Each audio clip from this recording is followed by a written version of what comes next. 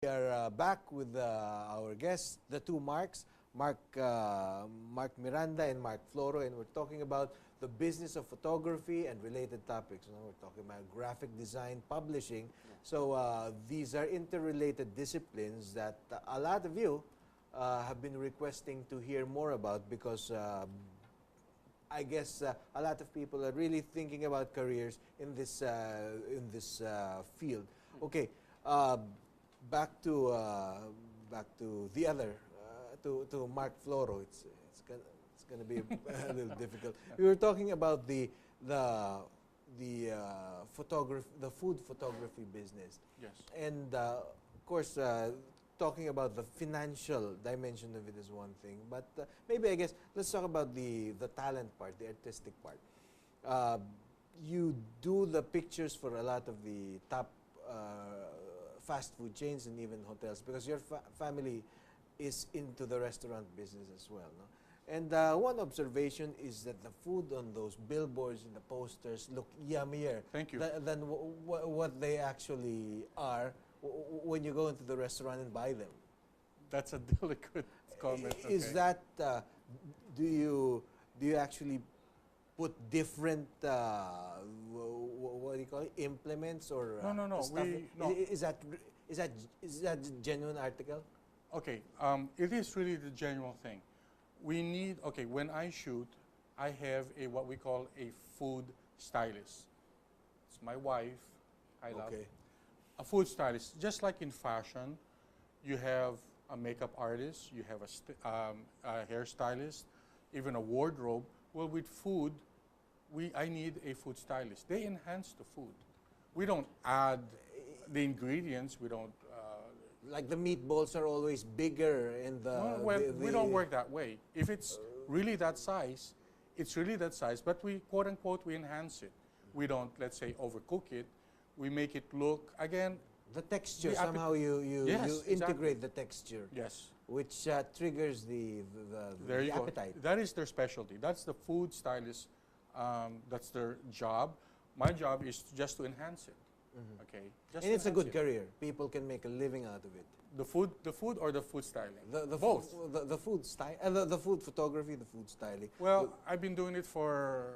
We did our math before 30 years. Mm-hmm. I'm grateful that I'm still alive. I mean, I'm still being hired. I would say yes. I mean, food and fashion, I think, are the two things you will see in billboards, print ads, and everything like that. Food and product shots. And I'm pretty sure, yes.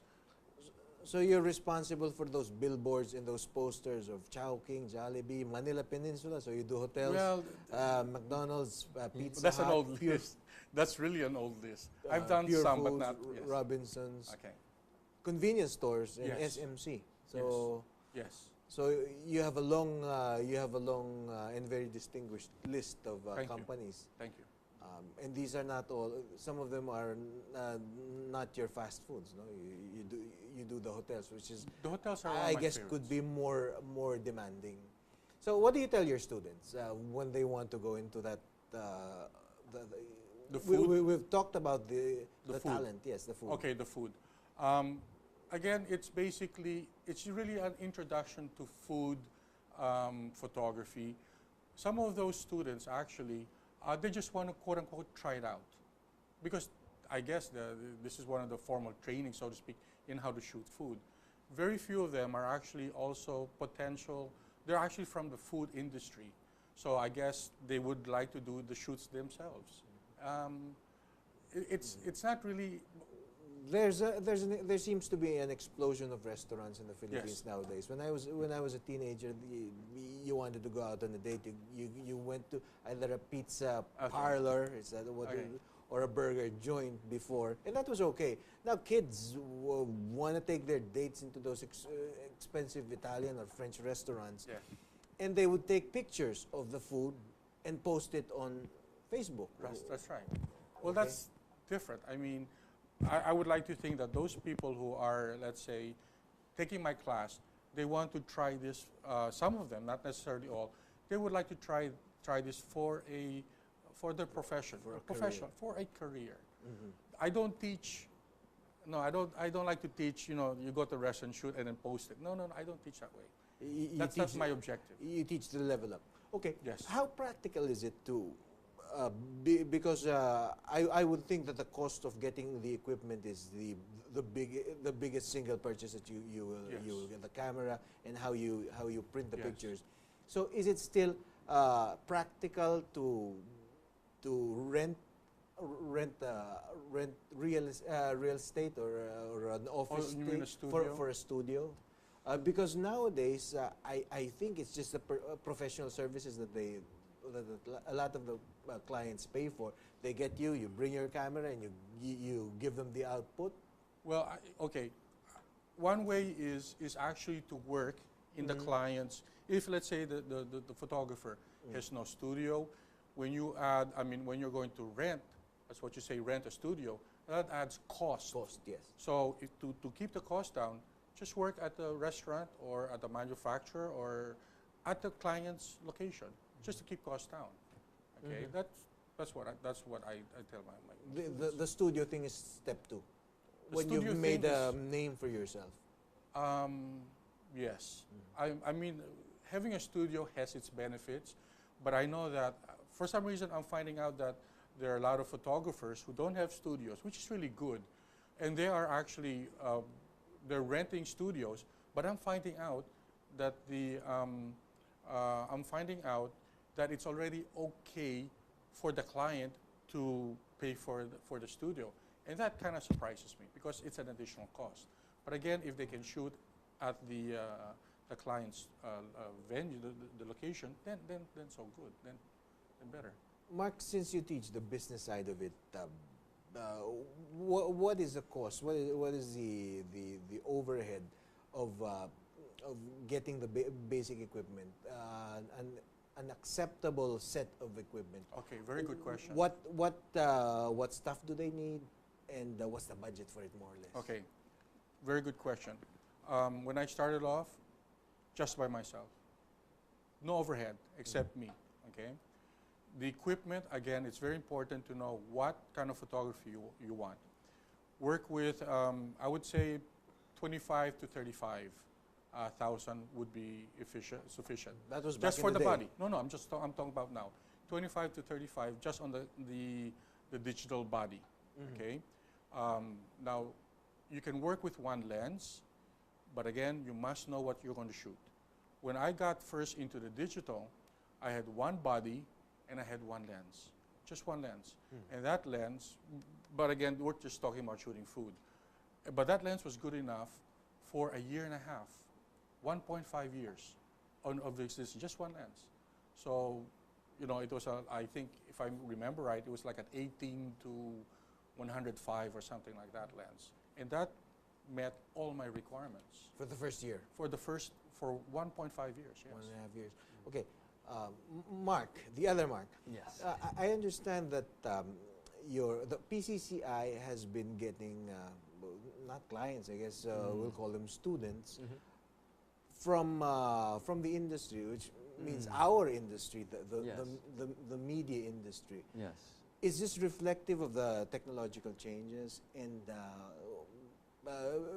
I mean, I think I've shared this to you before when I started out in the industry during the 90s, which was not that long ago. We were using a certain medium. Yes. And since then, we've changed, 5 times. Yes. And that's within the maybe half the career of one professional journalist. Yes.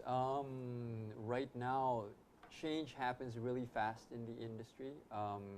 Of course, with the onset of digital technology, nowadays you have so many new features being packed into each version or version upgrade of software. So you kind of have to keep up. Yes, we've had participants from media. We've had quite a few actually from media, and this is a reflection of that. Sometimes you want to be able to, okay, let me try and learn this on my own.